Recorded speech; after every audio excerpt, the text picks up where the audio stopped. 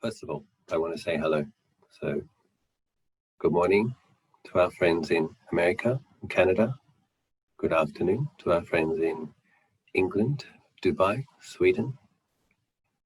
Good evening to our friends in Thailand, Malaysia, Indonesia, Singapore, Australia, Japan. Nice to be here with you again. Apologies for flaking out last minute last week. I was a little bit unwell with Ajahn and Katina, my visa application, book distribution, and our Katina. There was a lot of things on in a short period of days, and we had a lot of changing weather also. Cold and wet and windy, our Katina was this year. And but we managed to have a joyful time anyway. But I got a little bit run down and feeling mostly better now. I believe we may have some Dhamma questions. Yes, thank you, Ajahn. So,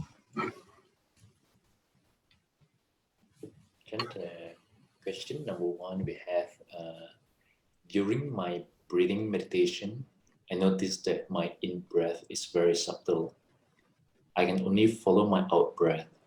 Should I just let it be? Or is there any way to rectify this condition? Many thanks, Sukhi, hotu. So if I knew the person who was asking the question, I would ask a few questions of this person. So what I would be interested to know is the mind peaceful?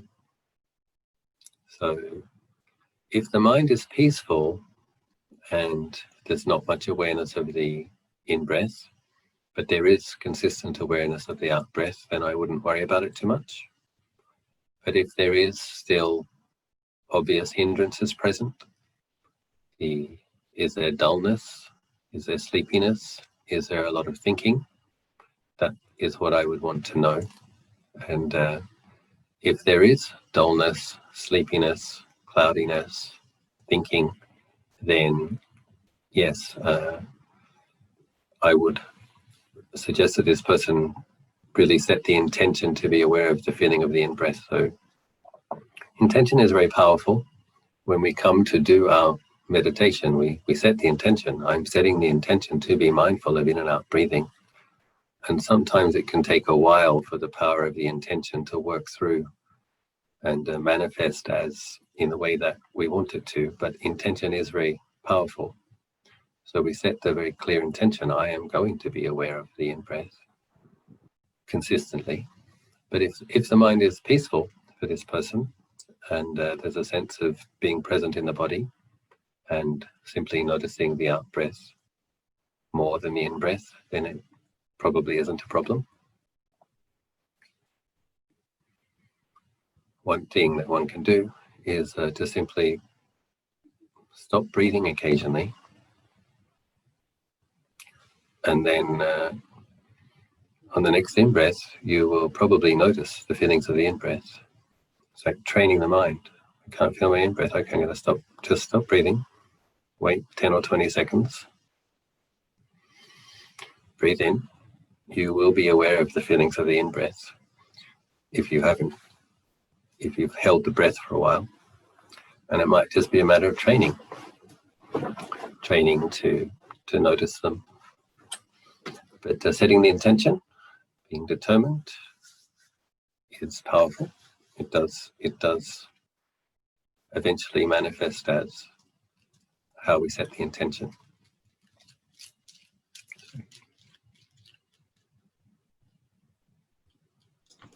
Thank you, Ajahn. Question number 2. Dear Ajahn, does metta meditation lead to deep concentration, or it is essential to do Anapanasati meditation after metta meditation? Kindly advise. Thank you. Yes, Metta meditation does lead to deep meditation.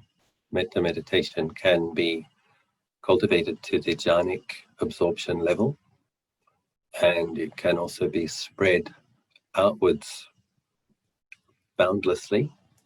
So there's actually no limit to how much a person, a conscious human being who sets the intention to develop metta, there's no limit to how much it can be developed. It is sometimes described as a boundless or immeasurable quality. And it's, Lord Buddha said, among conditions, it is the most powerful condition for creating heavenly rebirth. So cultivating a lot of metta, generating a lot of metta, increases chance of heavenly rebirth greatly. So the 4 Brahma Viharas, metta, loving kindness, compassion, karuna, mudita, sympathetic joy, upekkha, equanimity, the Brahma Devas are possessed of these 4 qualities. It's one of the causes to be born as a Brahma Deva. And those Brahma Devas abide in an absorbed state for their whole lifetime. They're experiencing a jhanic level of samadhi. So it's a very powerful type of concentration, very pure, very helpful in weakening and uprooting the power of aversion and hatred. But it's not recommended to take it as the main practice. It is recommended to be one of a collection of practices. So if we make metta the main practice, then it because of its likelihood of leading to a Brahma realm after this birth, there is probably going to be an absence of deliberately developing wisdom in a determined and focused way. So we need to develop. Metta is considered a samatha practice, a calming practice. It is helpful for weakening hatred, so it does support developing insight, because hatred obstructs us from seeing clearly. But the thing about Anapanasati and breath meditation is it should be conducive to a greater sense of clarity and presence, which will be helpful for our truth discerning awareness. Mindfulness is sometimes described as truth discerning awareness. So that simply knowing a breath moment by moment as it arises and ceases, the quality of clarity and presence of mind that gives also allows us to see a thought as it arises and ceases, other feelings as they arise and cease. And so Anapanasati, breath meditation, is the practice that is most recommended by Lord Buddha. He says it's the crown jewel in the crown of all meditations. When cultivating the 4 foundations of mindfulness, Lord Buddha explains that the 4 foundations of mindfulness lead to the deathless, merge in the deathless. You can cultivate these 4 foundations of mindfulness just by sitting and watching the breath. By becoming aware of the feelings of the breath, you're aware of the body, because the breath is occurring in the body. You're aware of feelings, and then you become aware of mind states as they arise and cease, and you investigate dhammas and be mindful of dhammas. So it's very, very powerful practice, Anapanasati, for developing the 4 foundations of mindfulness.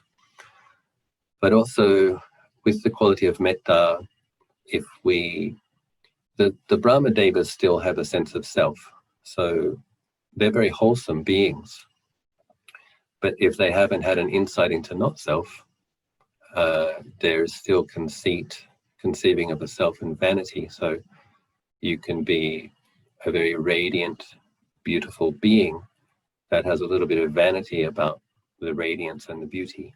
So you might know that you are a wonderfully radiant, beautiful, pure intentioned, pure-minded being, but it's still self, and it's still going to lead to rebirth. Even if it leads to rebirth in some of the higher sections of heaven, the consequence of birth is death, and it's still a state that can degenerate. So it's possible that a Brahma Deva could be reborn in hell in a future life, if after the Brahma birth they're born as a human and they neglect their practice. So the only thing that helps us to be free from the dangers of the lower realms is liberating insight into not self. So metta is taught usually as an important practice to be practiced in conjunction with breath meditation, Buddhanusati, body contemplation, and death meditation. So you have your 5 main practices. Breath meditation, sharpen your mindfulness. Buddhanusati, strong faith and confidence in the Buddha, in the fact of nirvana, in the possibility to purify the mind. Very, very important because it gives good energy. You have the faith, spiritual power, and then you have energy, spiritual power. When you have strong faith in the Buddha, his enlightenment, in nirvana, in your potential, gives rise to energy. Confidence. Faith is also sometimes translated as confidence. You have confidence, okay, you have energy. You apply your confidence and your energy to your practices, mindfulness, consistently. The faith and the energy is what helps us to be consistent. Then, right samadhi, right collectedness arises, and with good mindfulness and a good amount of collectedness, then it's possible to have deep insight. And the death meditation will help ripen the mind to have the insight. So death meditation is also a samatha practice, calming practice, but it weakens the grasping at permanence, so that reduces delusion, which helps to ripen the mind to have the insight into impermanence very clearly, very powerfully, in a way that the ignorance falls away from the mind and the mind experiences ultimate truth. One needs to weaken greed, hatred, and delusion. So the metta practice reduces the hatred. The contemplation of death reduces the grasping at permanence, so it reduces the delusion. The contemplation of the body of elements and parts reduces ignorance and delusion. So all of these practices work together. But I do recommend it as a daily practice. So, if you're getting good results and you enjoy it, no problem with doing 10, 20 minutes, half an hour of metta, and then doing breath meditation afterwards. But the thing about samatha practices is we can get attached to the pleasure. It's not necessarily a bad thing to be a little bit attached to the pleasure of meditation, because it is a superior pleasure to the pleasure of sensuality, for example. But it does need to be cultivated in a balanced way. So if you are a little bit attached to the pleasure of metta practice, you also do need to contemplate the body as elements and the inevitability of death as well, which can give rise to less pleasant, that gives rise to feelings of sobriety or weariness or dispassion. But those emotions, sobriety, weariness, and dispassion, that's like Lord Buddha said that the mind is like a wet log, and we need to be able to dry it out and set it on fire. That's kind of an analogy for making the mind ripe for insight. It needs to be taken out of the water, put on a dry bank, and dried out so that it can catch light. So these emotions of sobriety, dispassion, weariness, that's the mind sobering up from its obsession with sensuality and its commitment to trying to squeeze a lot of pleasure out of samsara. And when we have a look at the real situation, we realize that there's only so much pleasure that can be squeezed out of samsara. And it's better if we cultivate the escape. Lord Buddha says, know the pleasure, see the danger, and cultivate the escape. So that's why we need to have a variety of practices and keep our practice balanced. Thank you so much, Prajan. Prajan, question 3. Can the vivid nightmares be a mean of working out karma? I experience emotions, anger, fear, which are not part of my everyday life, at least not as much. Thank you. Yes, I would say so. I would say that nightmares could be a way that karma ripens. And I think it's also possibly the case that when we meditate, the mind becomes more sensitive and we can be picking up on energies that are around us. So it's quite a turbulent period of time in the world at the moment. So a lot of people are experiencing fear and frustration and anger. So sometimes if the mind is sensitive and when we're asleep, mindfulness isn't as clear as when we're meditating, for example. So with a sensitive mind that has less mindfulness, but still has a sensitivity, it's possible for the mind to be picking up or being impinged upon by some of the emotions that are around us in society or in the world. And Lord Buddha does say, leading on from the metta question, Lord Buddha does say that if we practice loving kindness before we sleep, then there won't be any bad dreams. So it's a good thing to do, to brighten the mind and gladden the mind and increase that sense of well-being as we're falling asleep, before we fall asleep. That will decrease the chances of having unpleasant dreams.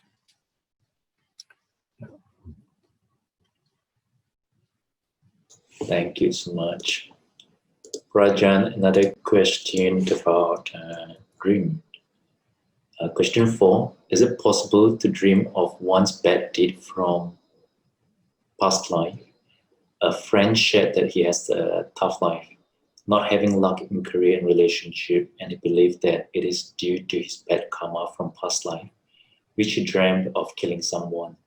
This dream has been in his mind for some time, and it feels so real that he believes this attributes to his bad luck. Thank you. So if a person has a recurring dream throughout their life, and if your own intuitive sense is, yes, it feels real and it's a recurring thing, then I would say that is likely. It's likely the case that this person is remembering killing somebody. And I would also say it's likely the case that we all have, actually. But depending on the numbers and depending on how much bad luck or good luck we might experience in life. So when Ajahn told me that I was a minor prince in Thailand that went to war to help rid Thailand of the occupation of the Burmese about 400 years ago, I was very surprised. I'm like, really? I was a soldier? I couldn't even imagine it. So yeah, you were. I'm like, was I a good one? Yeah, really good.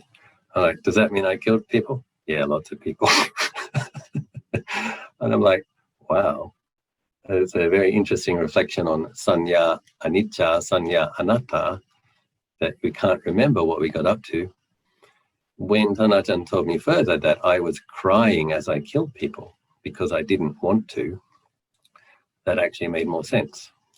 So sometimes it's one of the human situations, isn't it? You get born as a woman, you often end up having to have lots of babies, take care of them. You get born as a man, you get sent to war.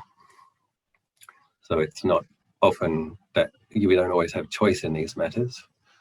So apparently in the same life, I rode an elephant to Bodh Gaya because I wanted to make up for the bad karma. So, and made a few Buddha statues and whatnot. So it's, if even Ajahn killed beings in past lives, then yeah, that's the kind of thing that happens in the human realm, isn't it? You just look at the history. I'm looking at a lot of Chinese faces on my screen right now.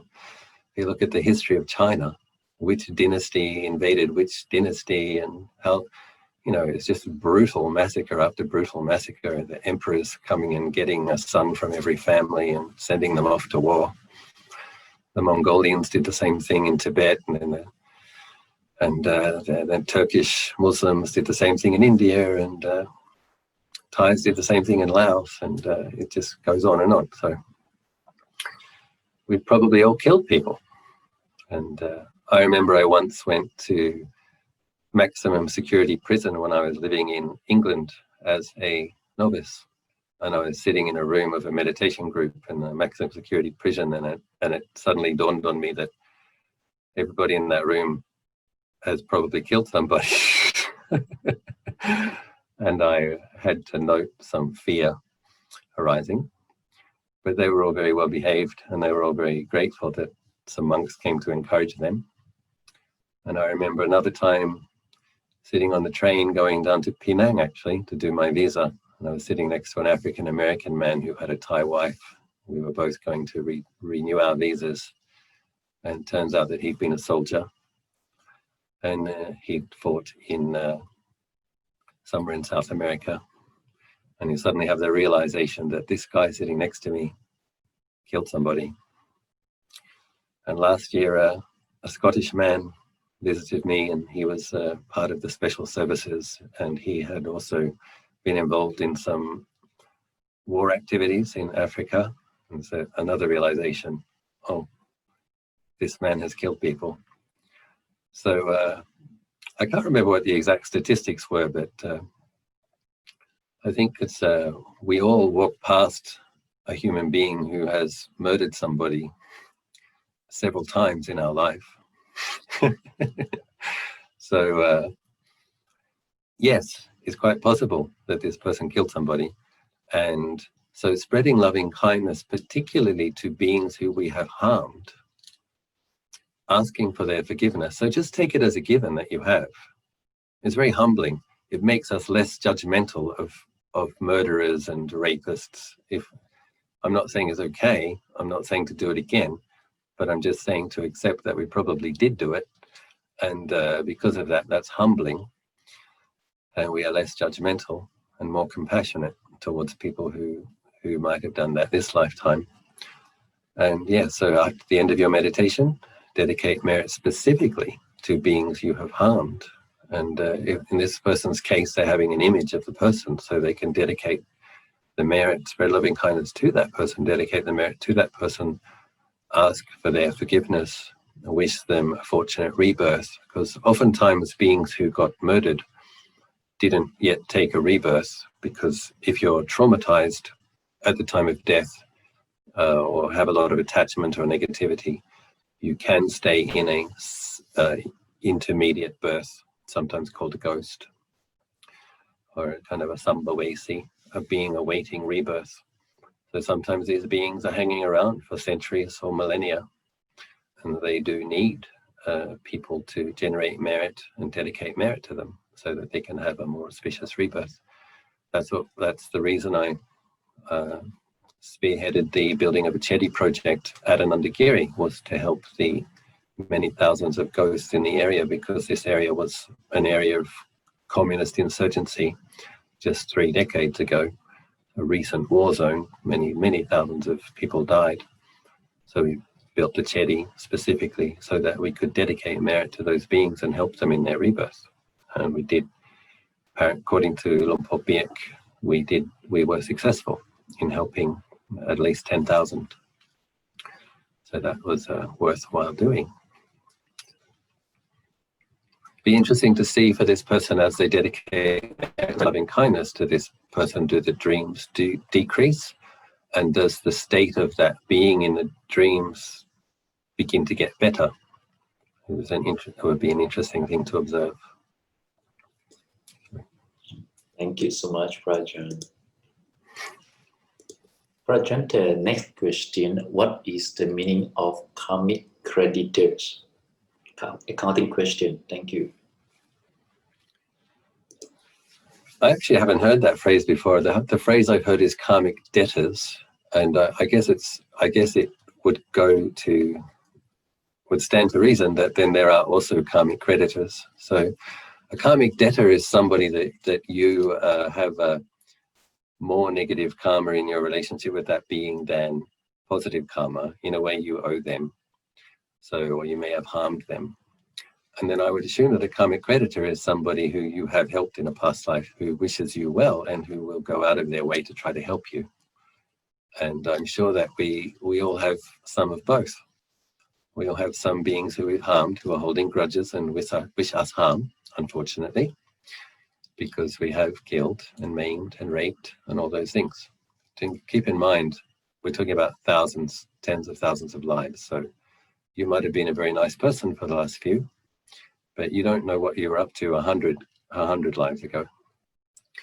So, and all of us, if pushed in the wrong way,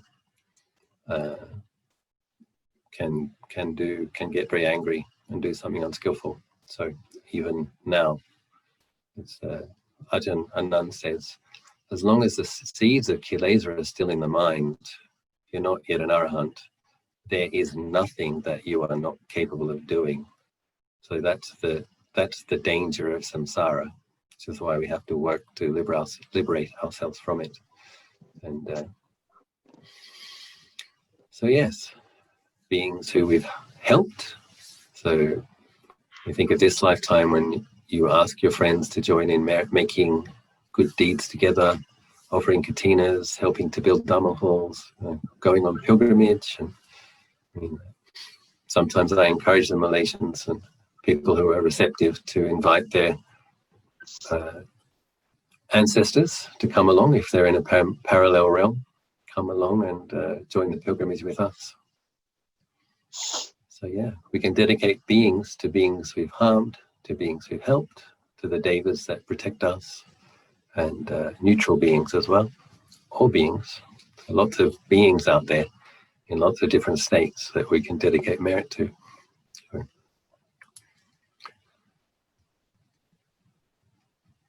I saw in my life very clear examples of where I feel the devas helped me. So when I was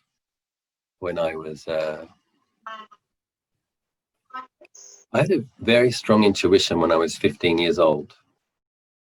Then like this intuitive knowing that, because I used to argue with my teachers and my parents, and my parents used to ask me what I was going to do with my life, and I would say, I don't know. And they'd say, what do you mean you don't know? And I'm like, I mean, I don't know. And my mum would say, well, my mum wanted me to be a doctor, and then she wanted me to be a lawyer. And I said to her, well, the problem is, Mum, if I listen to your advice, I'm likely to end up like you. And you don't seem very happy. So I'm not so sure I'm going to listen to your advice. Well, what are you going to do? I don't know.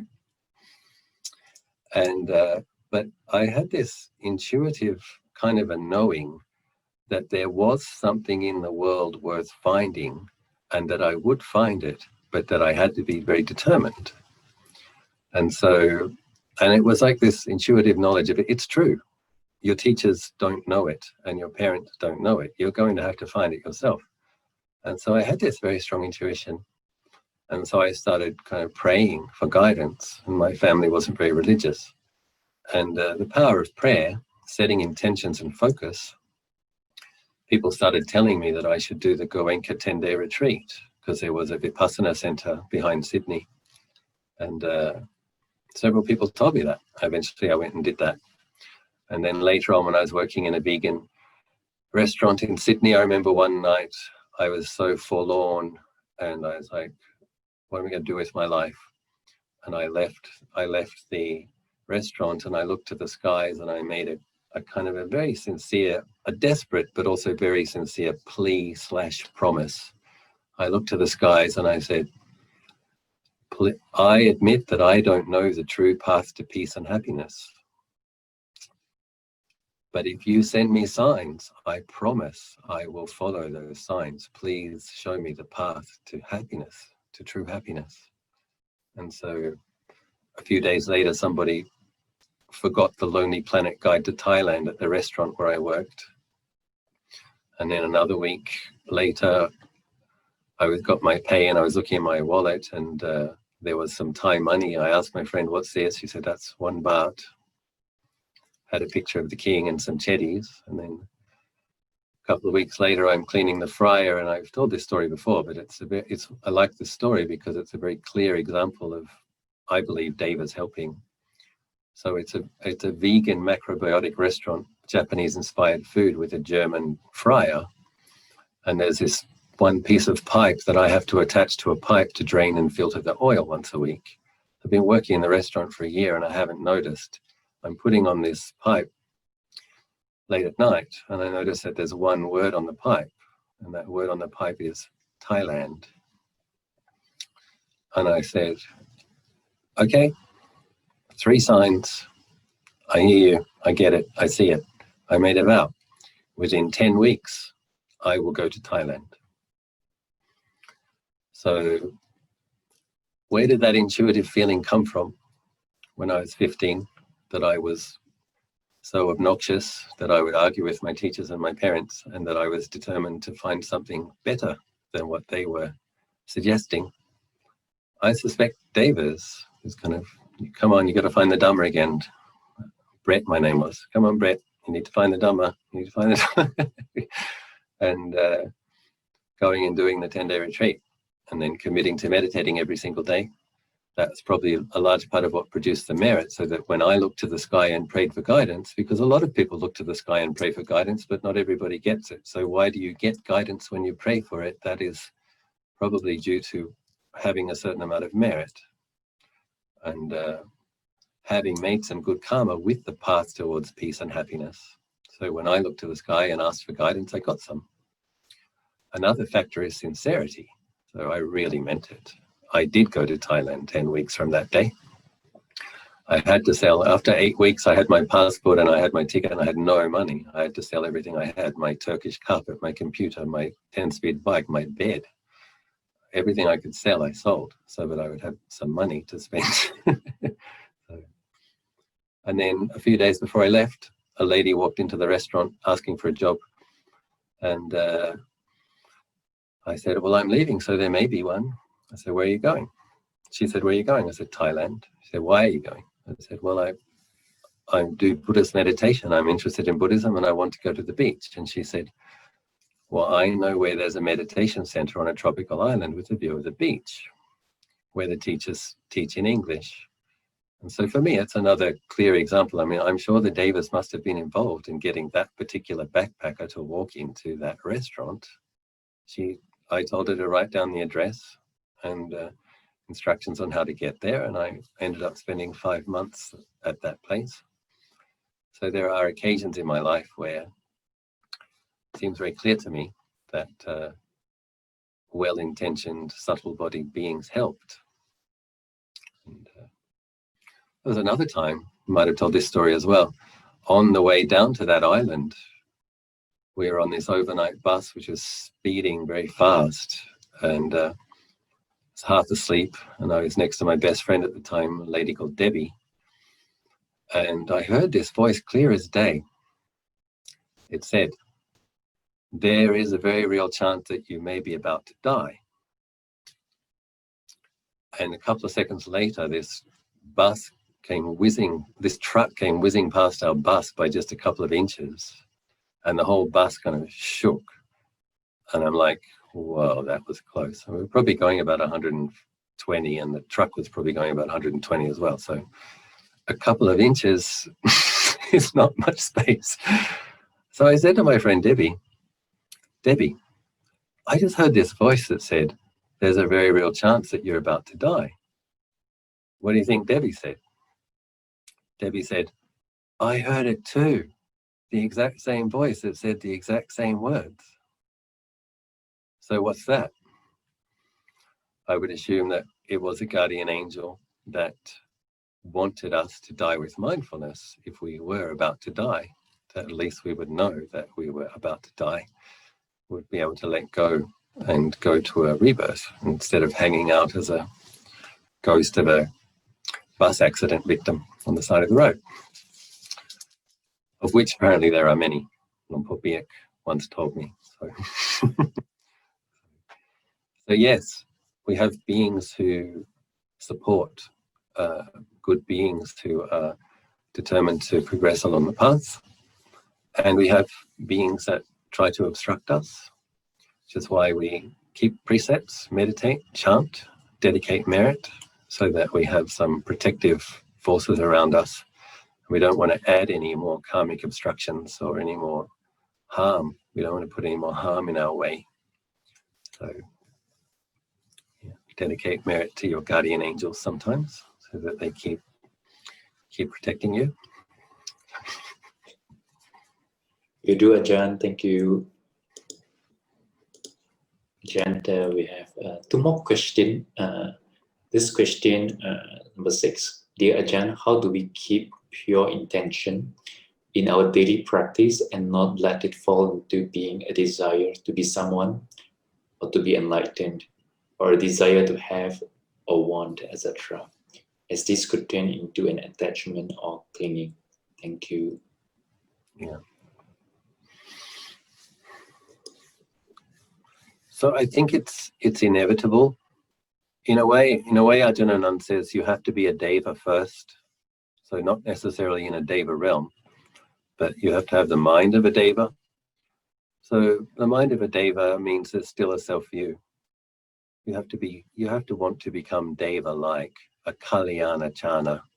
So you have a patujana, which is a worldly deluded being, and you have a kalyana chana, which is a lovely being. And becoming a lovely being is the foundation for being the Arya Jana, the noble being.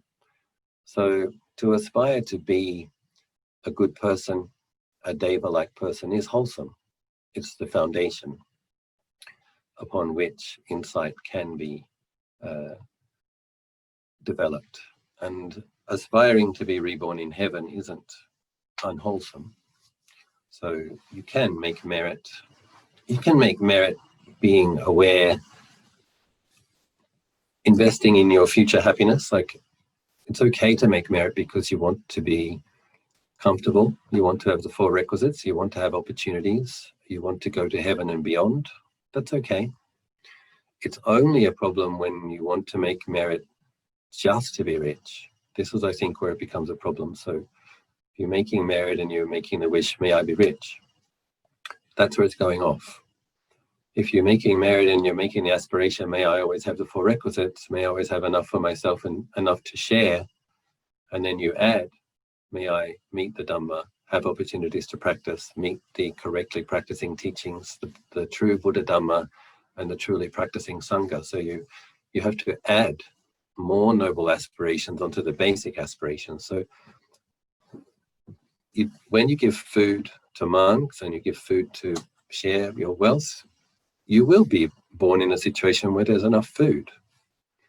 And your intention might be to support the monks and nuns to practice, and it will also manifest as you having opportunities to practice. But you will get a like in what you give. So I remember one of the times I went to Bodh Gaya, and I think I offered 300 lotuses on this trip, and 10 a day for 30 days.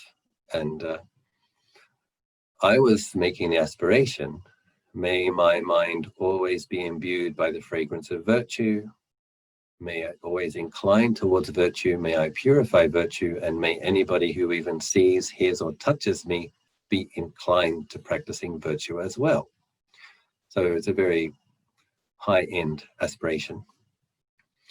But when I came back to the monastery, one day one lady turned up and she offered 200 frangipani shrubs in one day. And I couldn't help thinking the back of her pickup truck was just full of these frangipani trees. And I remember thinking, oh, that's very interesting, because I just offered 300 lotuses in Bodh Gaya, and I come back and somebody offers 200 flowering shrubs. I think it was probably the result of offering flowers in Bodh Gaya was to receive lots of flowers, even though that wasn't my aspiration. So we do get back similar to what we give, but the aspiration part is important. The way to keep it in check, of course, is meditation. So if you're generating truth discerning awareness, presence of mind and clarity, when your greed or vanity or conceit infects the aspiration to a point where it's unwholesome or toxic, going to lead in a dangerous direction, then we need to remind ourselves of the drawback. So it's just good to remind ourselves that there are plenty of rich people who are miserable. Being wealthy doesn't necessarily make you happy. So I know several wealthy people, and they have to think about work a lot and problems with their staff and worries about retaining their wealth. So it's not like just having a certain amount of wealth meant that they didn't have worries. Some of these wealthy people have more worries than the rice farming villagers. Ajahn said the happiest people he ever saw in his life were the Tibetans doing 3 steps, 1 bow around Mount Kailash. Said they were the happiest people he saw in his life, and they were unbathed, wearing kind of tattered clothes, covered in dust, didn't have many possessions. So just have to remind ourselves that being born wealthy doesn't necessarily make you happy. So we have I think we have Paris Hilton, don't we? We have Paris Hilton as a current example of somebody who's extremely wealthy and attractive who isn't very happy. So you can go and watch Paris Hilton's new documentary and contemplate what it's like to be rich and beautiful and miserable. And may Paris be well. And then it's just reminding ourselves that rebirth is always going to manifest is always going to have a certain amount of association with the disliked and separation from the liked. And there's going to be aging, sickness, and death. So we're aspiring to meet the Buddha's teachings in every life so that we can liberate ourselves from the painful conditions. So the best aspirations are the ones to meet with the Buddha Dharma, meet with teachers, meet with opportunities, and then be inspired to practice, and then knuckle down and practice consistently until you attain the results. So we just need to remind ourselves that rebirth is painful. And as long as you're still a self, exposed to the 8 worldly winds, pleasure and pain, praise and blame, etc., there's a lot of suffering. The best aspiration is be born in a situation where you can liberate yourself from the conditions.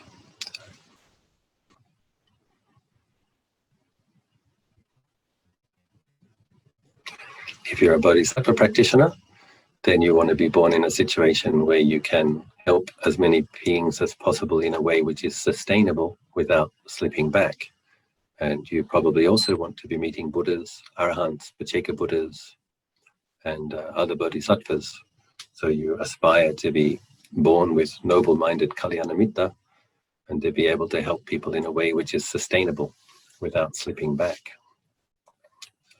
Have to depend more on the Brahma Viharas, practice a lot of metta and compassion, which have very protective qualities and create a lot of merit.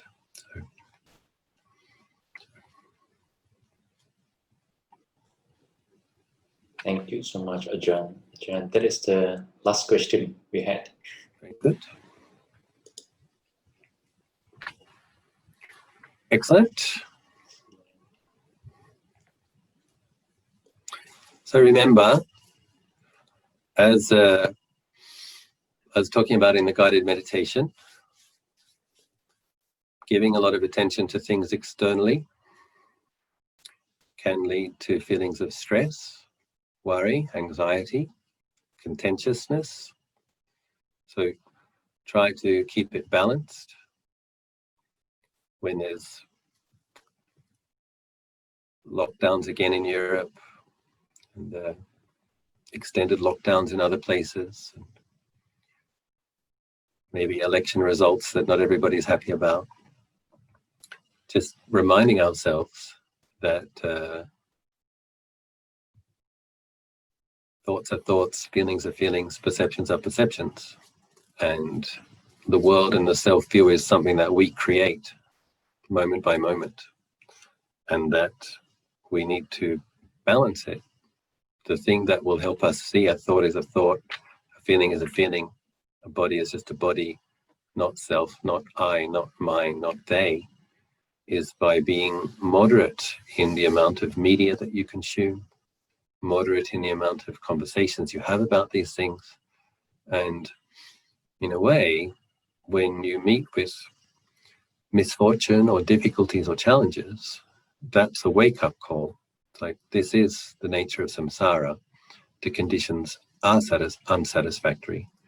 And if you have more spare time, then that's a great time to start reading Dhamma books, listening to Dhamma talks, chanting and meditating more.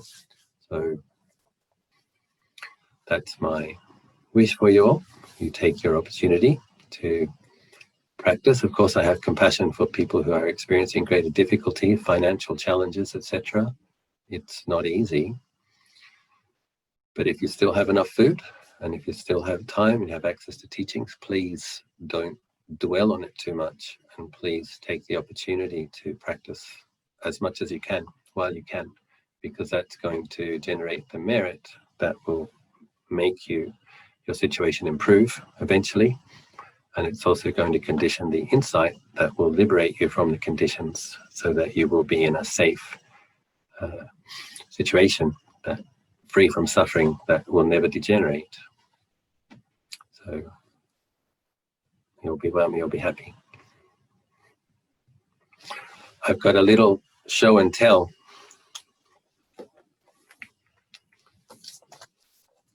My biography. 396 Big. That's my biography, yeah. So I'd love to send you a copy, but it's 2 kilograms.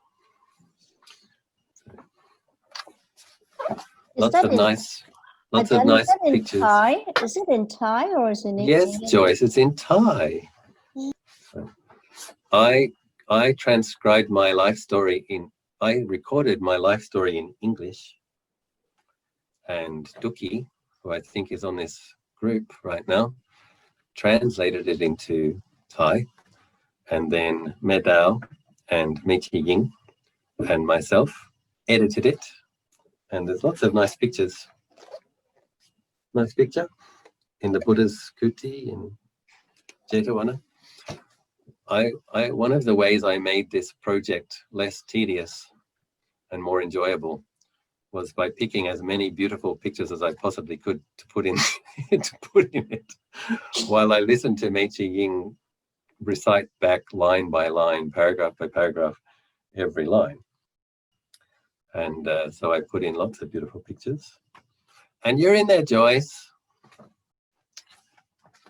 You're in there repeatedly. You're in there when the first group came to Anandagiri. And you're in there on the Lumpur Anek trip to Sanchi in Bergaya. So anyway, nice pictures. Myself with my teachers. There's Ajahn Samedo. I'm quite sure there are a lot of Malaysians in there as well. Yes, lots of people who came on that first trip in particular. Yeah. The Dalai Lama. First time. Are you bored yet? Tell me to stop. I'm like a proud father, with my baby. So I've done none. So, okay, enough of that. And my first Thai Dhamma book, Cultivating Boundless Loving Kindness and Compassion. And there's a contemplation of impermanence. There's a young and beautiful Ajahn on the cover.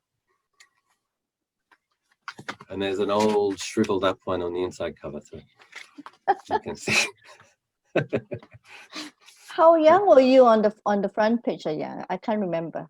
8 punces. This was in China, actually. This was at Putosan in front of Puji Temple. 8 punces. That would be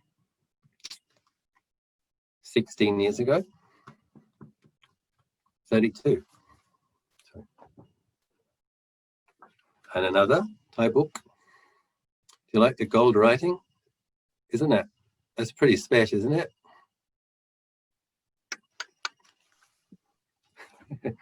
I'm showing off now. And this was making an aspiration after my 10th pansai in Bodhgaya. So the Bodhi tree's here, you see. This is the railing around the Bodhi tree. And after my 10th year as a monk, I was making the aspiration to stay a monk at least another 10 years. So that was 14 years ago. And, still So here. Ajahn, we should be making aspirations every year to stay do what? to stay being a Buddhist, walking the right path. Make your aspiration every day.